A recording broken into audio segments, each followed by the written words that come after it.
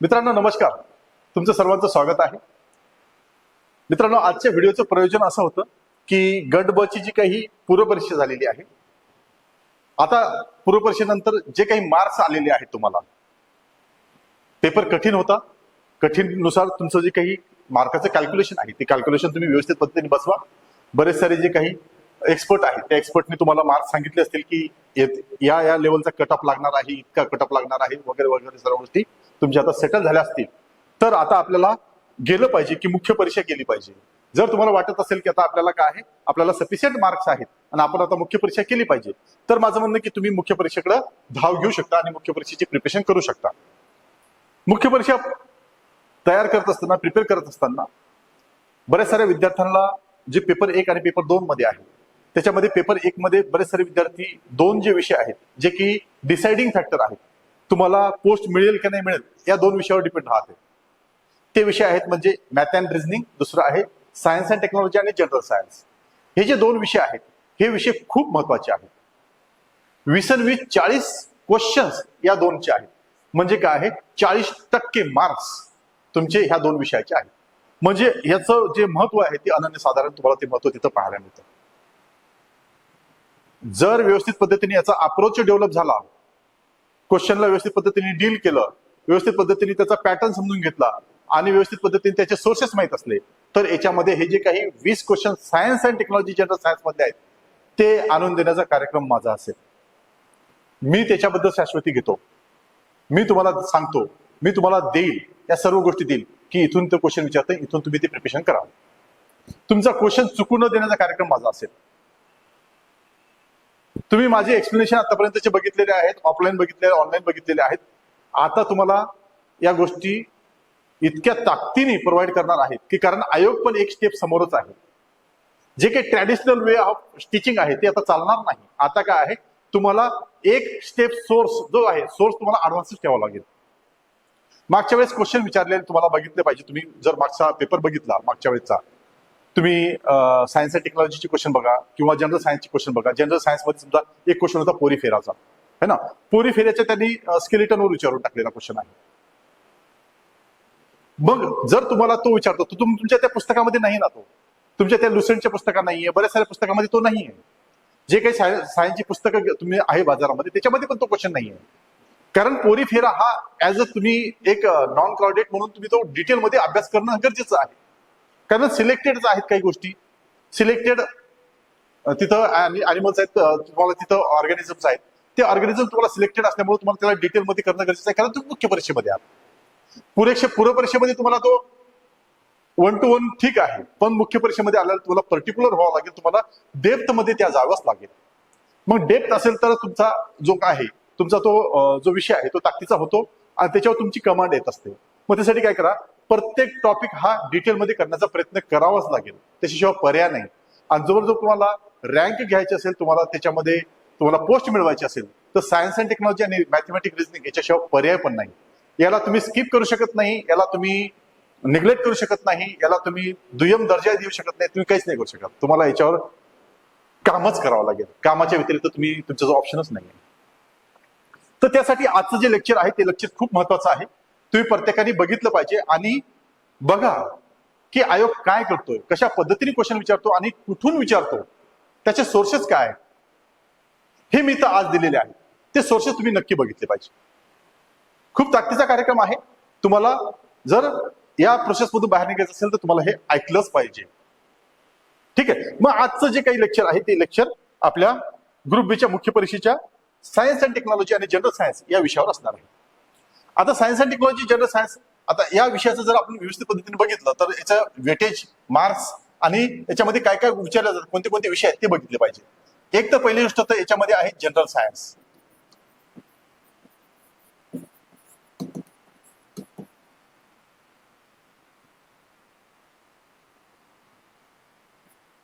दुसरं आहे त्याच्यामध्ये सायन्स अँड टेक्नॉलॉजी.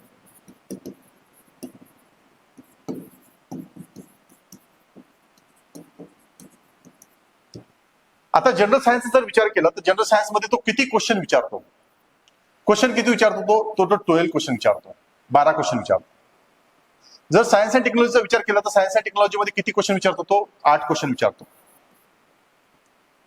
ठीक आहे, एकूण क्वेश्चन किती झाले? 20 क्वेश्चन इथं तुम्हाला पाहायला मिळतात.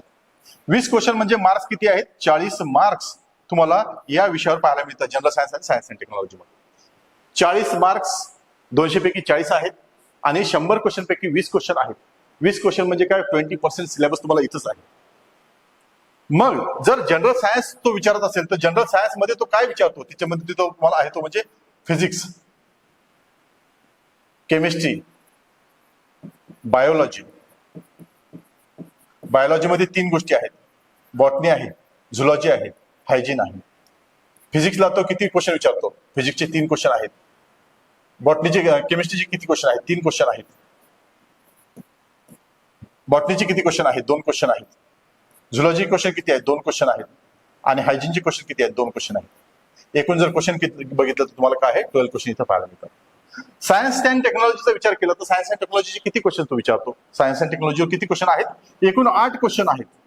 8 क्वेश्चन पैकी तो कोणत्या टॉपिकवर किती क्वेश्चन विचारतो हे पण तुम्हाला माहिती असणं गरजेचं आहे. पहिला टॉपिक आहे त्याच्यामध्ये GIS, जॉग्राफिकल इन्फॉर्मेशन सिस्टम. दुसरं आहे त्याच्यामध्ये GPS, ग्लोबल पोझिशनिंग सिस्टम. तिसरं आहे त्याच्यामध्ये रिमोट सेन्सिंग.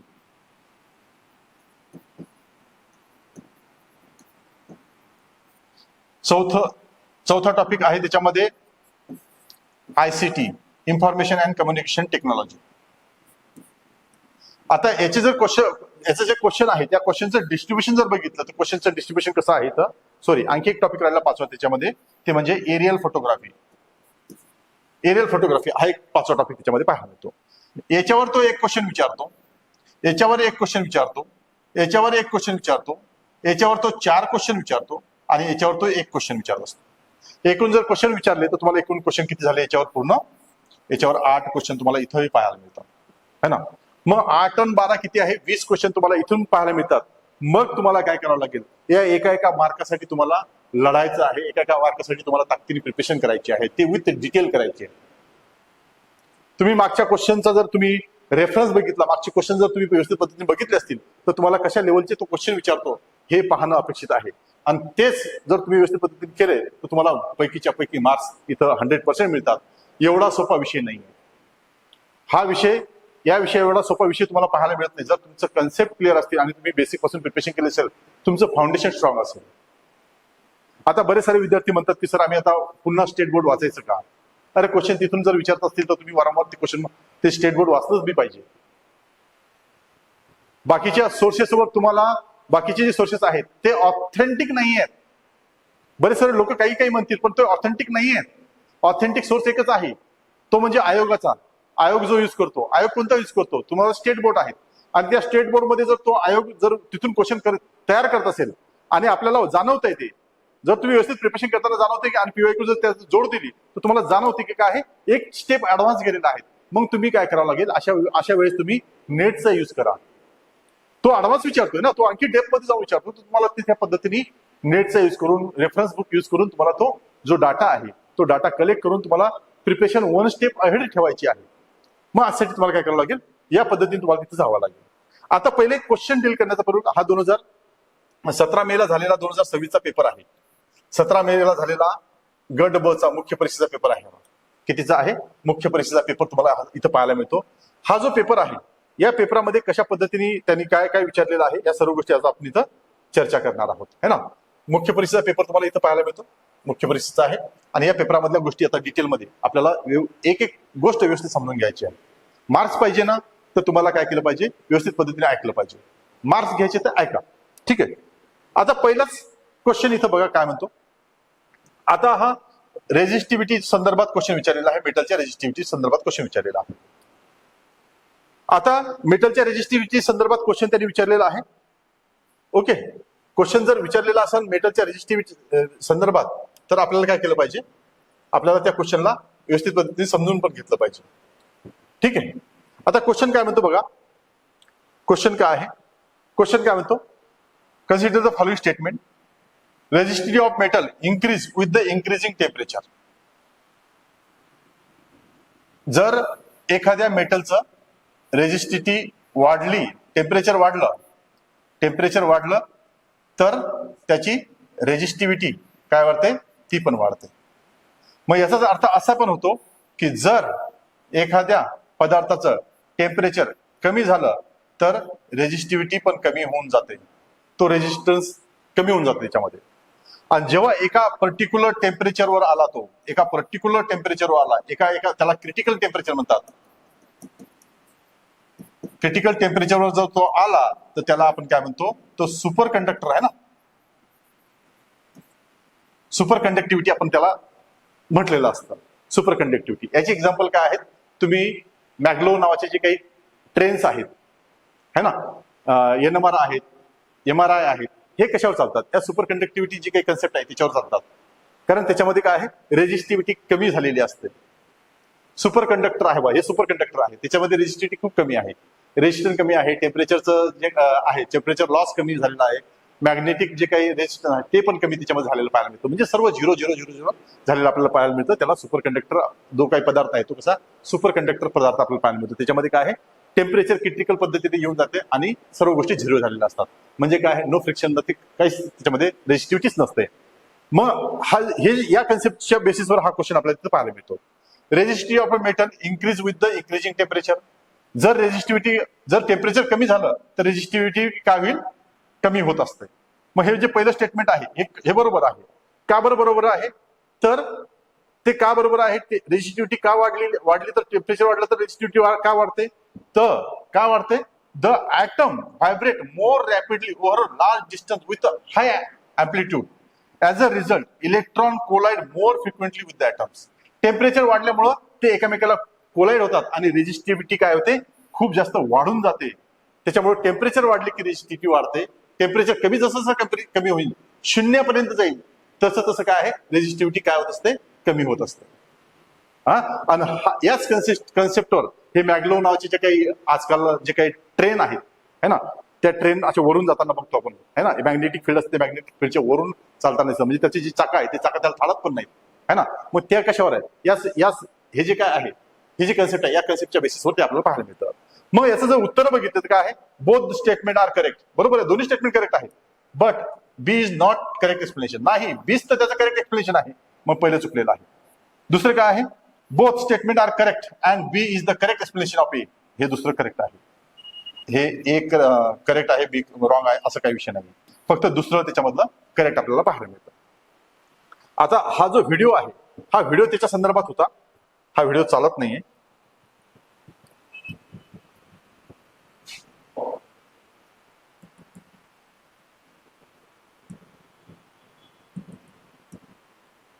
ठीक आहे, असू द्या.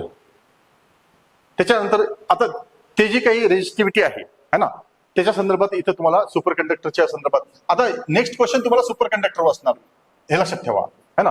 यावर विचारलेला क्वेश्चन आहे बघा, काय म्हणतो हे बघा, what is known as the resistivity of a metal increase the temperature decrease है ना, decrease as a temperature decrease. Temperature decrease झालं तर रेजिस्टिव्हिटी डिक्रीज होते, टेम्परेचर वाढलं तर रेजिस्टिव्हिटी वाढते. मग हे एक कन्सेप्ट आहे, ही एक त्याचं आपण एक बेस्ट त्याचं सुपर कंडक्टिव्हिटीचं एक्झाम्पल आहे की काय, जशा पद्धतीने त्याचं टेम्परेचर कमी होईल तशाच पद्धतीने त्याची रेजिस्टिव्हिटी कमी होते, जशा पद्धतीने त्याचं टेम्परेचर वाढेल तसं त्याचं रेजिस्टिव्हिटी वाढते. हे व्हाईस वर्सा तुम्हाला गोष्ट पाहायला मिळते है ना. मग त्याच्यामुळे लक्षात घेतलं पाहिजे की हा क्वेश्चन जो आहे, हा क्वेश्चन कुठून विचारलेला आहे त्यांनी, 11th क्लासचं जे काय फिजिक्स आहे त्या फिजिक्सच्या क्वेश्चन पेज नंबर किती आहे 215, इथून हा क्वेश्चन तुम्हाला तिथं विचारताना तो दिसतो. मग त्याच्या संदर्भात हे एक्सप्लेनेशन तुम्हाला इथं थोडंसं दिलेलं आहे, resistivity as a function of temperature. हा इथं तुम्हाला त्याच्या संदर्भातला पॅरेग्राफ दिलेला आहे. त्या पॅरेग्राफमध्ये जी काही आपलं क्वेश्चन आहे त्याच्या संदर्भातली इन्फॉर्मेशन आपल्याला इथं त्यांनी दिलेली आहे. मी जास्त डिटेलमध्ये जाणार नाही, त्याच्यामुळं काय आहे, आपल्याला सोर्सेस बघायचे आहेत, सोर्सेस कुठून तो विचारलेले आपल्याला पाहायला मिळतात. दुसरा क्वेश्चन आहे 9th क्लासचं पुस्तक आहे, 9th क्लासचं स्टेट बोर्डचं पुस्तक आहे, तिथून मुख्य परीक्षेचा क्वेश्चन विचारलेला आपल्याला पाहायला मिळतो. 9th क्लासचं आहे बघा, 9th क्लासच्या क्वेश्चन हा ना, 9th क्लासचं फिजिक्सचं पुस्तक आहे, पेज नंबर 156 मध्ये आहे. आता इथं काय विचारलेलं आहे, गॅमा जे काही किरण आहेत त्याच्यावर ऋण भार असतो, पण आता काय आहे, चार्ज म्हणतो आपण ना, gamma particle have a negative charge.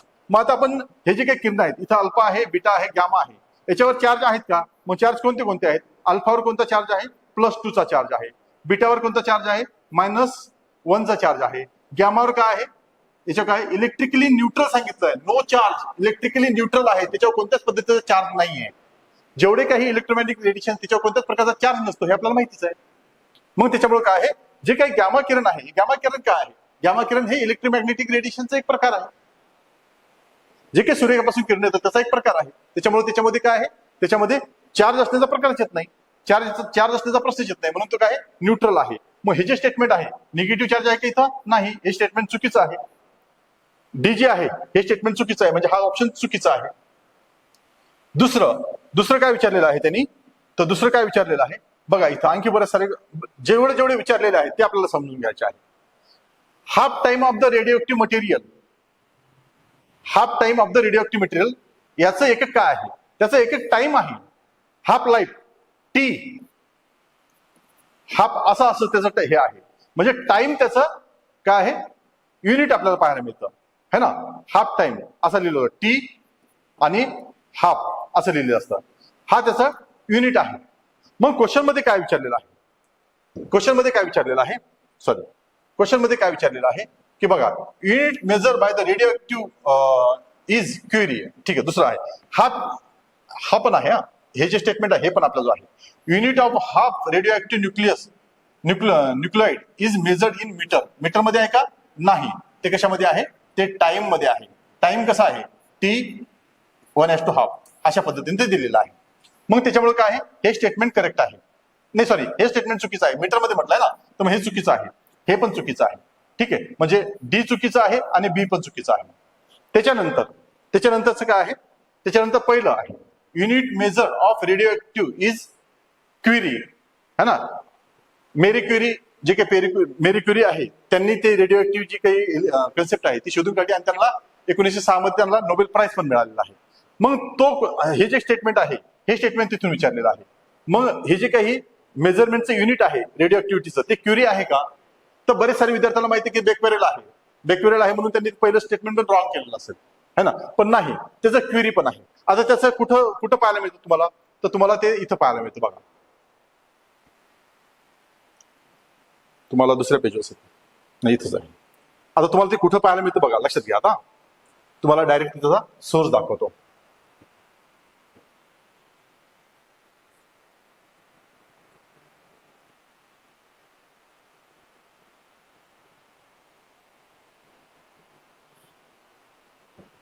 इथं आहे बघा, activity is measured in unit of becquerel in SI unit. SI unit त्याचं कोणतं आहे, बेक्वेरेल आहे. रेडिओ ऍक्टिव्हिटीचं जे काही एसआय युनिट आहे ते कोण आहे, बेक्वेरेल आहे. 1 becquerel is equal to 1 decayed per second असं आहे. Another unit of measurement activity is Curie.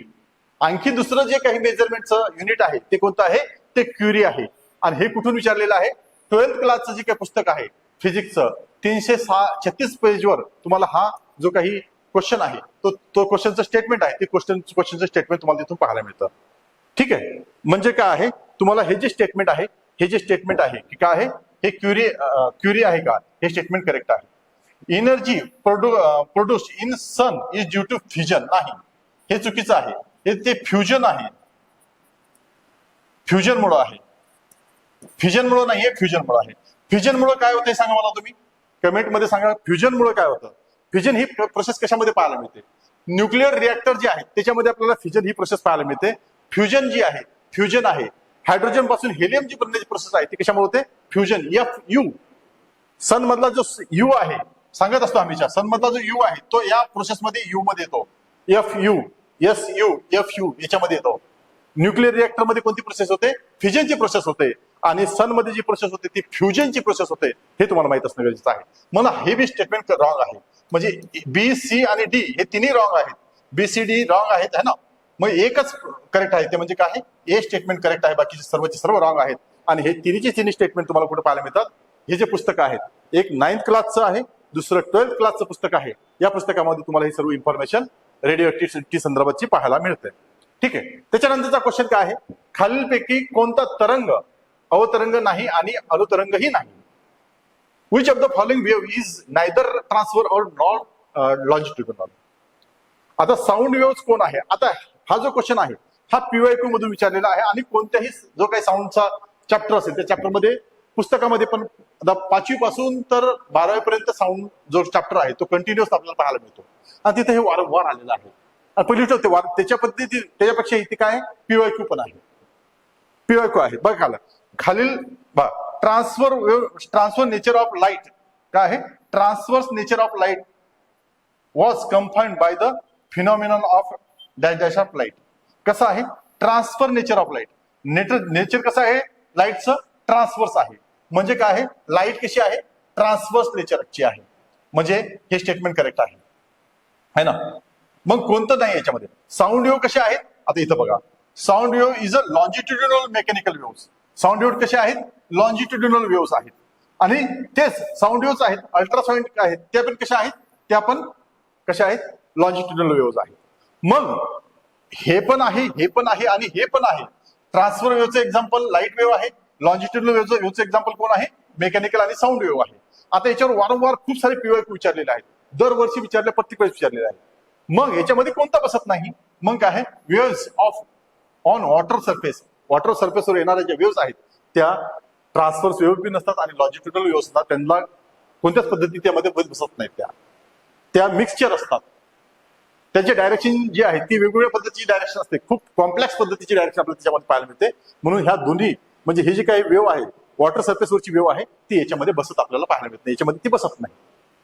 मग हा एक त्याच्यामधला विषय झालेला आहे की हे. आणि हा पीवायक्यूचा क्वेश्चन आहे. पीवायक्यू मध्ये विचारलेला आहे पुस्तकामध्ये पण वारंवार ते आपल्याला तिथं आहेच आहे. 5वी पासून तर 10वी पर्यंत 12वी पर्यंत पुस्तक बघितलं त्याच्यामध्ये तुम्हाला हा टॉपिक वारंवार आलेला आहे. ह्या वेव्ह संदर्भात चर्चा तिथं झालेलीच आहे. हे इथं बघितलं स्टडी. हे 5वी पासून तर 12वी पर्यंत पुस्तक बघितलं तर साऊंड वेव्ह कशा आहेत है ना ट्रान्सफर वेव्ह कोणत्या त्या सर्व गोष्टी तुम्हाला इथं दिलेल्या आहेत. लॉन्जिट्युडिनल वेव्हज आहेत है ना. Such wave is called longitudinal wave कोणत्या आहेत ट्रान्सफर वेव्ह कोणत्या आहेत या सर्व तुम्हाला इथं गोष्टी ट्रान्सफर वेव्ह आणि लॉन्जिट्युडिनल वेव्ह संदर्भात तुम्हाला इथं चर्चा केलेलीच आहे. या सर्व तुम्ही गोष्टी समजून इथून घेतल्या पाहिजे. त्याच्यानंतरचा हा क्वेश्चन आहे. हा क्वेश्चन काय म्हणतो बघा. खालीलपैकी सिमेंटचा प्रमुख व महत्वाचा घटक कोणता आहे. हा तर युपीएससीचा पीवायक्यू आहे आपल्याला हा पाहायला मिळतो. आता एक बघितलं पाहिजे की काय आहे याच्यामध्ये हे दोन्ही घटक आहेत. पण काय म्हटलेलं आहे मेजर कंपोनंट म्हटलेला आहे. मेजर जर बघितलं तर हा 70 to 80% आहे आणि हा किती आहे 12 to 15% आपल्याला हा पाहायला मिळतो. दोन्ही पण आहेत. मेजर कोण आहेत हा कॅल्शियम ऑक्साईड आपल्याला तिथं पाहायला मिळतो. हा युपीएससीचा पीवायक्यू आपल्याला तिथं पाहायला मिळतो. त्याच्यामुळे हे लक्षात घेतलं पाहिजे. म्हणजे इथून क्वेश्चन बनतो. पण जर आपण सिमेंट बघितलं तर हा सिमेंट हा आपल्या दैनंदिन जीवनामध्ये वारंवार विचारला म्हणतो सॉरी आपल्याला वारंवार आपल्याला फेस करणारा घटक आपल्याला पाहायला मिळतो. सिमेंट वारंवार आपल्या संदर्भात म्हणजे प्रॅक्टिकल ऍप्लिकेशन त्याचं खूप जास्त आहे. सिमेंट म्हणजे काय दैनंदिन जीवनामध्ये आपण युज करणारे घटक आहे. सिमेंट प्रत्येक वेळेस आपण सिमेंटला पाहतो म्हणजे हे करतो. म्हणजे तो क्वेश्चन कुठं घेतो की ऍप्लिकेशन बेस्ड क्वेश्चन त्याचे आपल्याला मोस्टली पाहायला मिळतात. सिमेंट कसं आहे त्याचं ऍप्लिकेशन आपल्याला माहिती असतं पाहिजे. ऍप्लिकेशन बेस्ड क्वेश्चन विचारतो ही कन्सेप्ट मी वारंवार टेस्ट सिरीज मध्ये वगैरे सर्व जेव्हा मी शिकवतो तेव्हा सांगत असतो की काय आहे मुख्य परीक्षेला आल्यानंतर सर्व गोष्टी ऍप्लिकेशन बेस्ड होऊन जातात.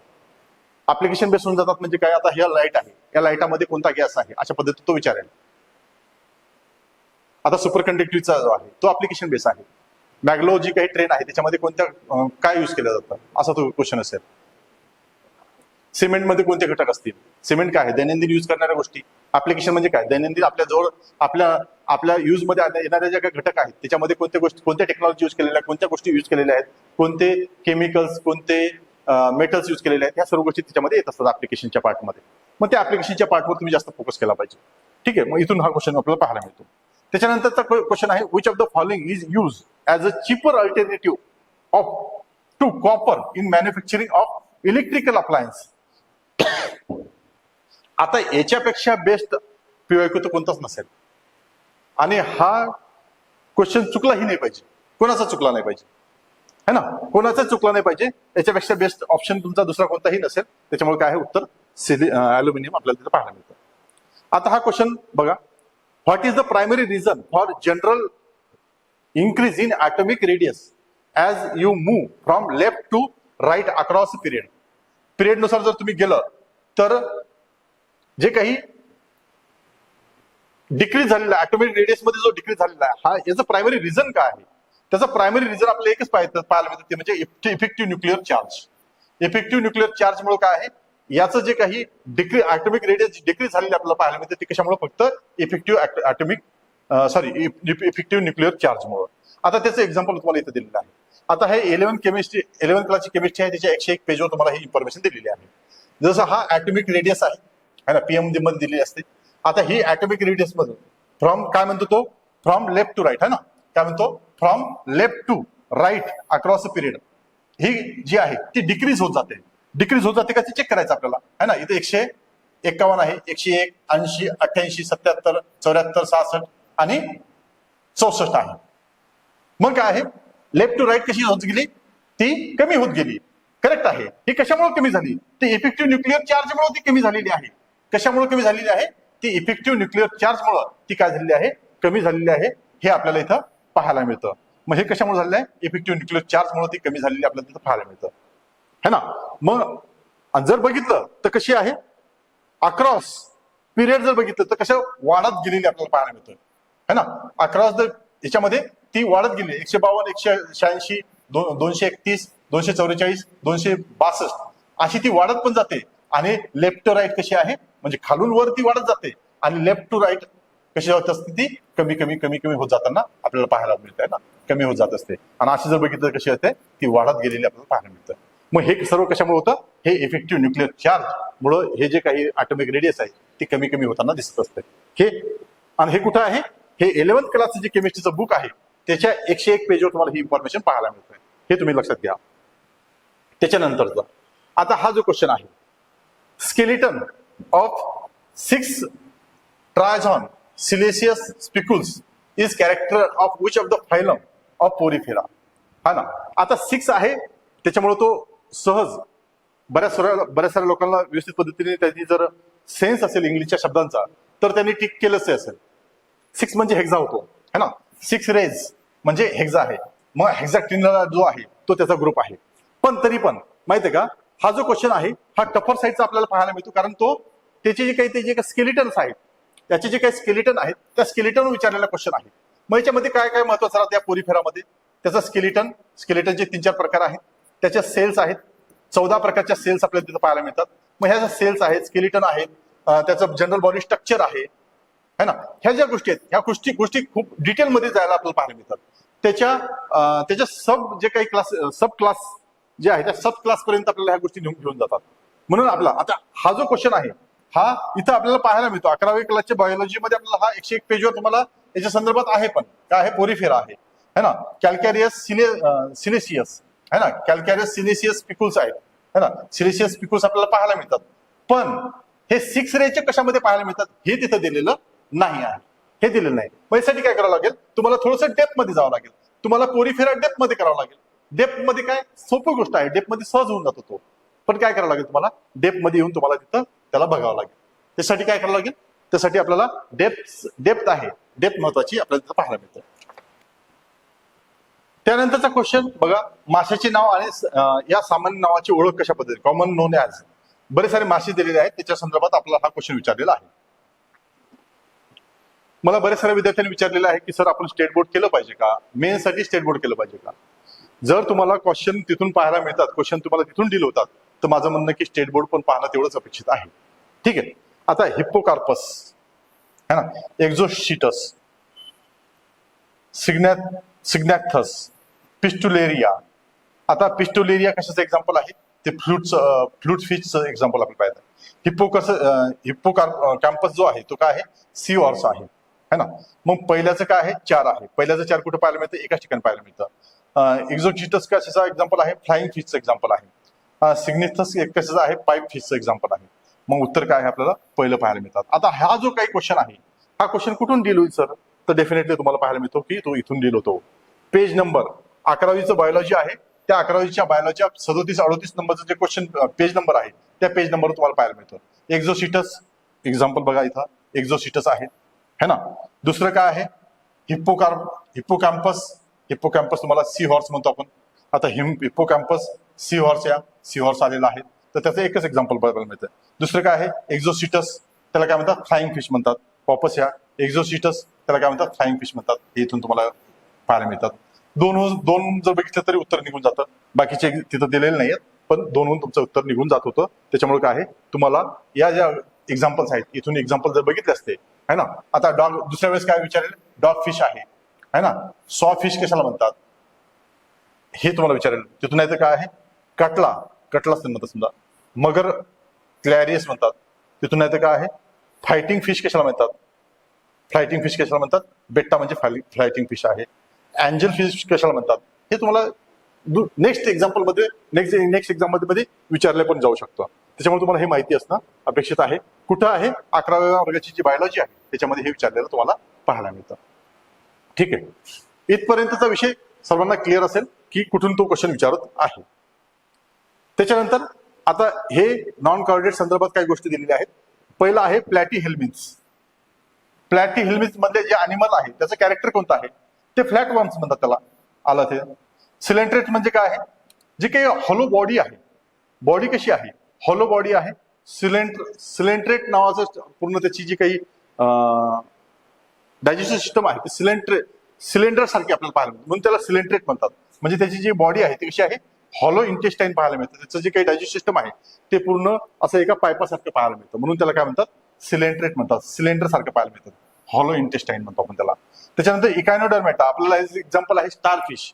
स्टारफिश म्हणजे काय असतात, स्पायनी स्किन्स आपल्याला त्याच्या पाहायला मिळतात. स्टारफिश हातात घेतली का तुम्ही कधी, जर तुम्ही साऊथ मध्ये गेलात किंवा समुद्र किनाऱ्यावर गेला, स्टारफिश बघितलं तर पूर्ण अशा एखाद्या दगडासारखी स्किन आपल्याला त्याची पाहायला मिळतात, म्हणून कशी आहे, स्पायनी स्किन आपल्याला त्याच्यामध्ये पाहायला मिळते. नरम पण आहे. मोलुस्का कसा आहे, सॉफ्ट बॉडी ऑर्गॅनिझम आपल्याला पाहायला मिळतात, ते म्हणजे मोलुस्का आहे.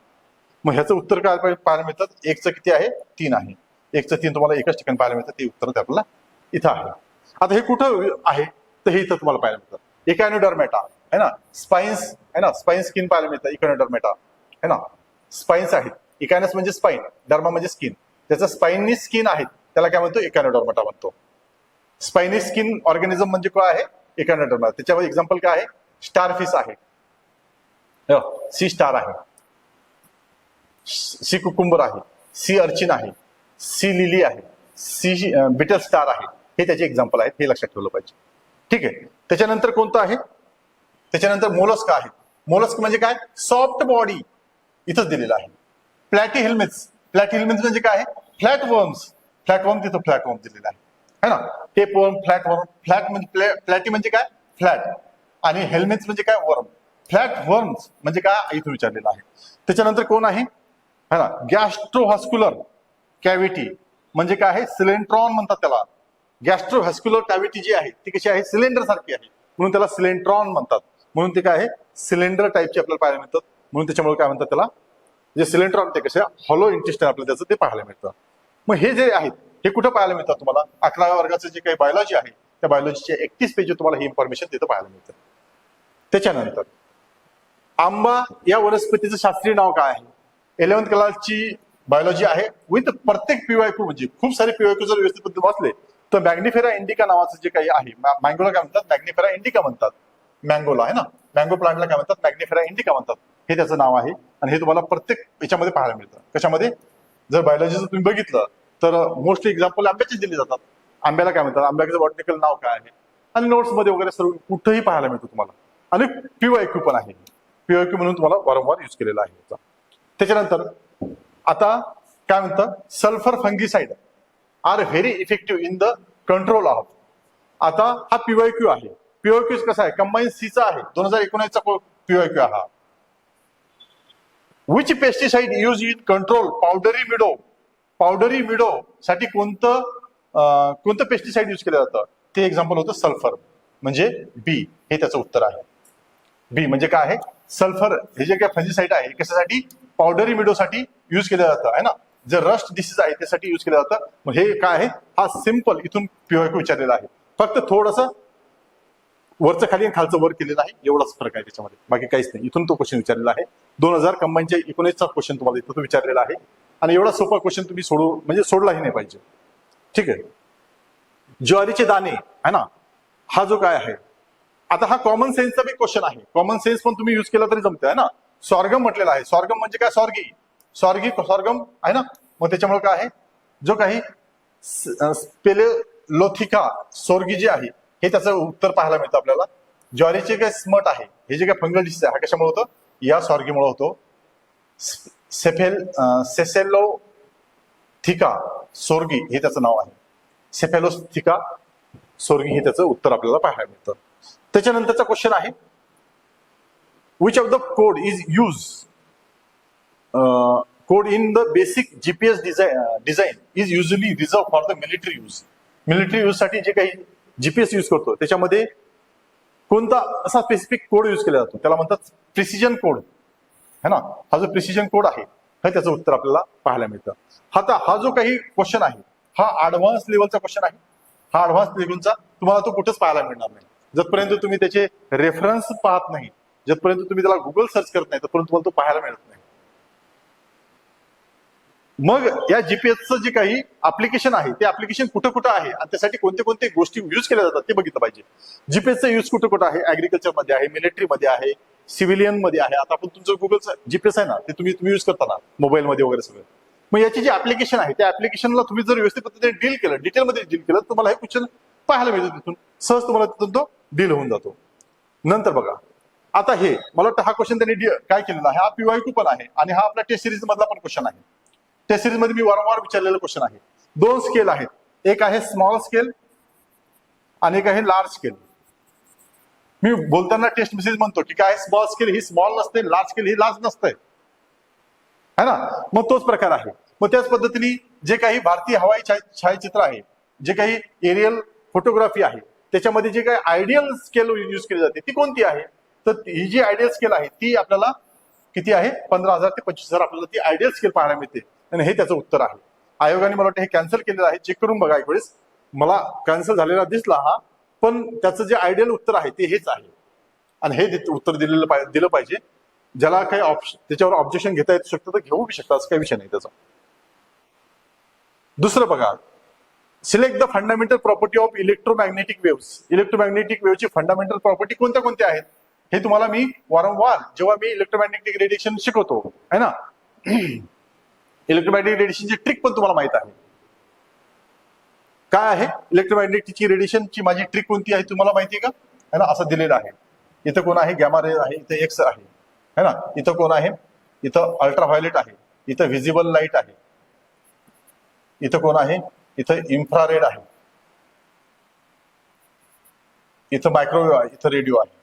मग आपण ट्रिक काय बनवली ती? रेडिओ मिरची, आय लव्ह यू है ना, अल्ट्राव्हायोलेटचा यू, एक्स गर्लफ्रेंड, अशी जी ट्रिक आहे या ट्रिकच्या माध्यमातून हा पूर्ण तुमचा हे होतो. आता याची जी काय आहे याची फ्रिक्वेन्सी आणि याची जी काही वेव्हलेंथ आहे ती कशी आहे? आता फ्रिक्वेन्सी म्हणजे काय? जेव्हा तो खूप जास्त जी काही है ना, आणि हे अशा पद्धतीने आहे.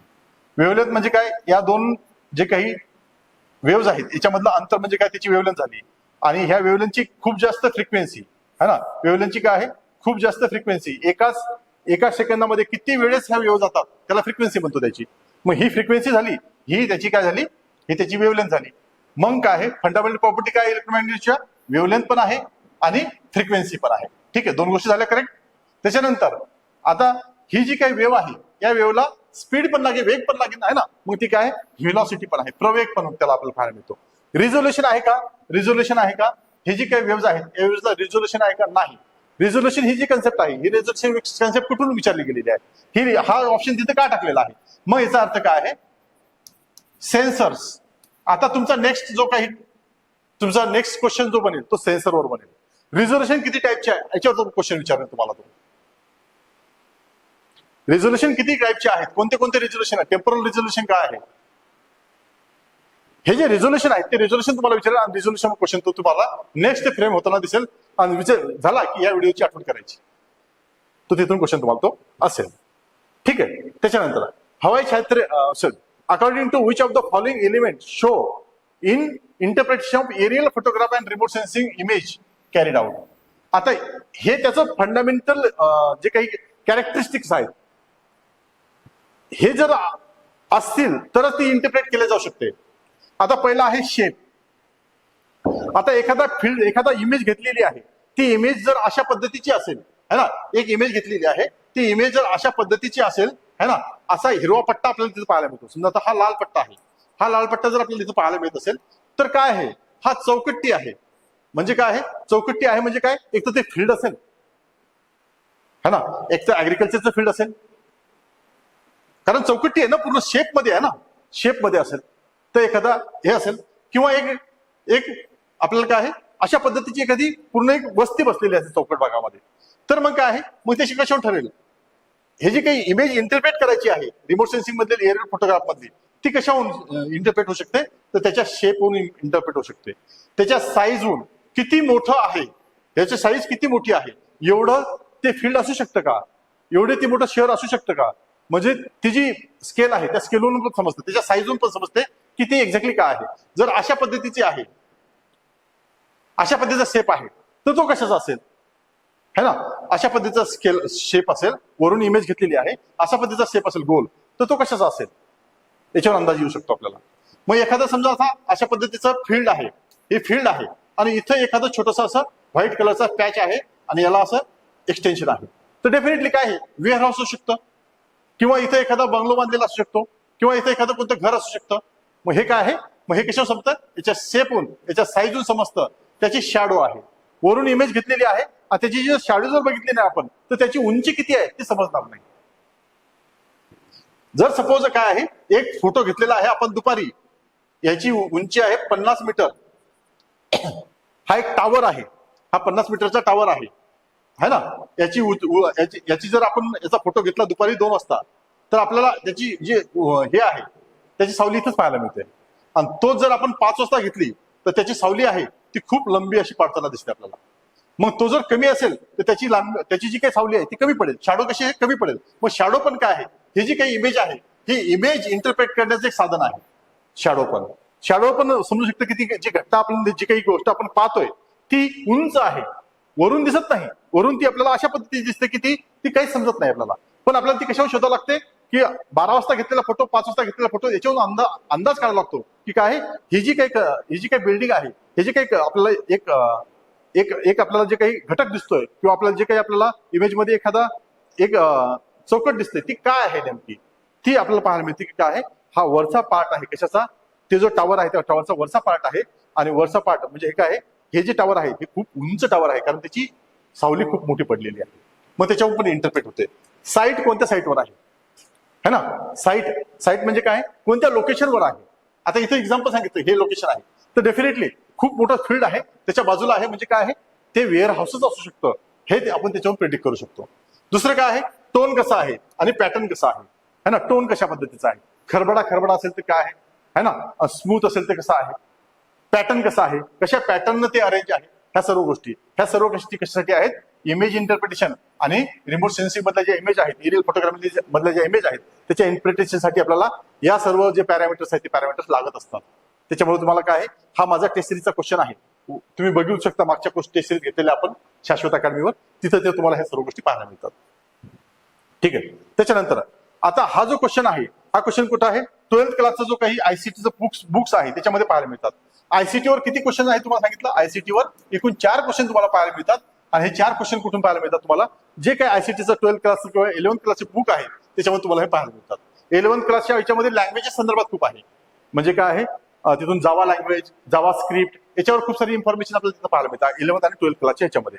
आता हा जो क्वेश्चन आहे, हा क्वेश्चन कुठून विचारलेला आहे, काही क्लाउड कम्प्युटिंग संदर्भात इन्फॉर्मेशन आपल्याला 12th क्लासच्या पुस्तकामध्ये पाहायला मिळते. Software as a service, platform as a service, infrastructure as a service, data as a service, है ना, नॉलेज ॲज अ सर्व्हिस, या सर्व कन्सेप्ट आपल्याला तुम्हाला इथं पाहायला मिळतात या पुस्तकामध्ये, इन्फ्रास्ट्रक्चर ॲज अ सर्व्हिस, है ना.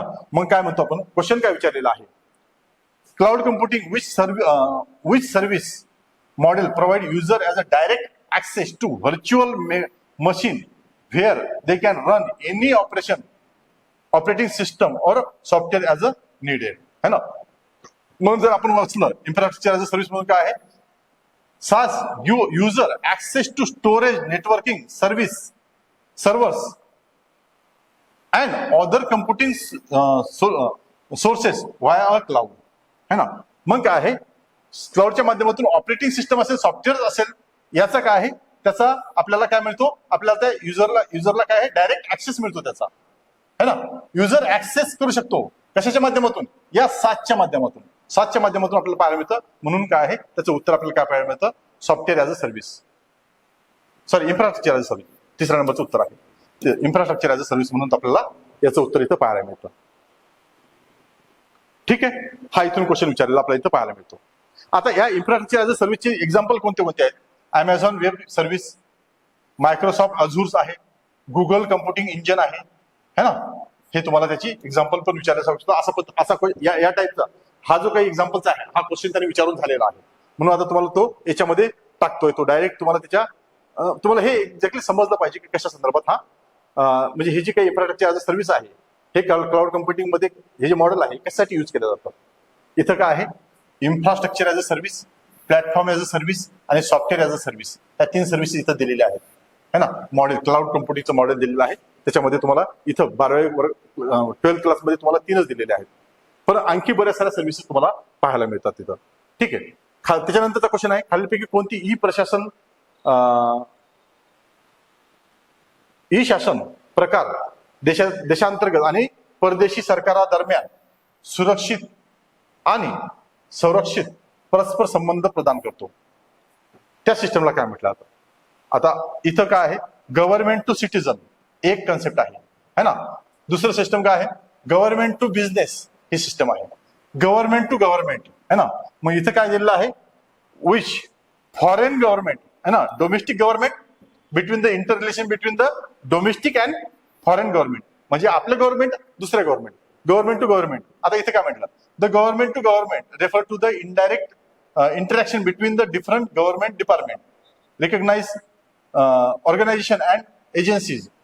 In G2G, government agency can share the same database using online communication. The government department can work together. In conclusion, G2G services can be at a local level or the international level. Likewise, it provides safe and secure interrelationship between domestic and foreign government. इथं आलेलं आहे. काय म्हणते? In which of the following e governance provide safe, बघा इथून आलेलं आहे. It provide safe and secure, it provide safe and secure interrelationship between, इथून बिटवीन आलेलं आहे, है ना. डोमेस्टिक अँड फॉरेन गव्हर्नमेंट इथे दिलेलं आहे, डोमेस्टिक अँड फॉरेन. मग इथून as it is copy paste करून या ऑप्शन मध्ये याचा क्वेश्चन बनवलेला आहे. आणि हे कशाचं एक्झाम्पल आहे? तर गव्हर्नमेंट टू गव्हर्नमेंटचं G2G कुठं आहे आपल्याला? हे म्हणजे तिसरं. आणि कुठं दिलेलं आहे? 11th क्लासचं जे बुक आहे त्याच्या पेज नंबर 85 वर तुम्हाला हे डाटा पाहायला मिळतो. इथून तो विचारलेला आहे. तुम्हाला ऑप्शन नाही आहे मित्रांनो, इथूनच तो विचारेल. आता हा बघा, सॉफ्टवेअर डबगिंग नावाची जी काही कन्सेप्ट आहे, डबगिंग म्हणतो आपण त्याला, इज नोन ऍज, कशासाठी ओळखलं जातं?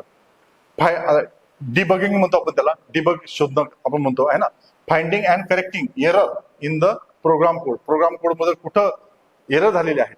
आता हे आयसीटी मधला कम्प्युटिंगचा किंवा लँग्वेज मधला सॉफ्टवेअर मधला जो प्रकार आहे ना, हा सॉफ्टवेअर मधला एक कॉमन कन्सेप्ट आहे.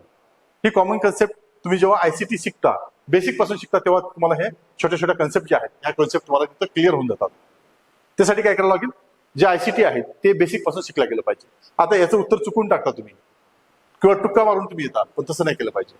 याचं व्यवस्थित समजून घेतलं, या ज्या छोट्या कन्सेप्ट आहेत त्याच्या नावावरून पण बऱ्याच गोष्टी समजतात, त्या समजल्या की तुम्हाला आन्सर निघून जातो, पाहायची गरज पडत नाही केव्हा तरी. ठीक आहे. त्याच्यानंतर हा क्वेश्चन बघा, आयपी ऍड्रेस संदर्भात IPv4 जे काय आहे, व्हर्जन 4 आहे, किती बाईटचं असतं हे विचारलेलं आहे ना. ते 32 बाईटचं असतं. आता हा टेस्ट सिरीज मधला एक क्वेश्चन आहे आणि POQ मधला आहे. आता बघा 2020 मध्ये हा विचारलेला आहे.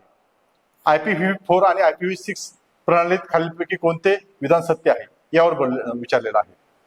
IPv6 32 बिटचा आहे, है ना, असं म्हटलेलं आहे. IPv6 128 बिट्स असून, है ना, डेसिमल पद्धतीने यूज केला जातो. IPv4 32 बिट असून दरम्यान डेसिमल पद्धतीने यूज केला जातो, है ना. मग अशा पद्धतीने त्यांनी काय केलेलं आहे?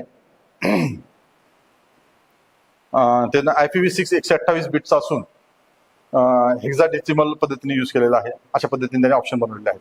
मग हा क्वेश्चन काय आहे? 2020चा IPv जे काय 4 व्हर्जन आहे, इथं पण विचारलेला आहे.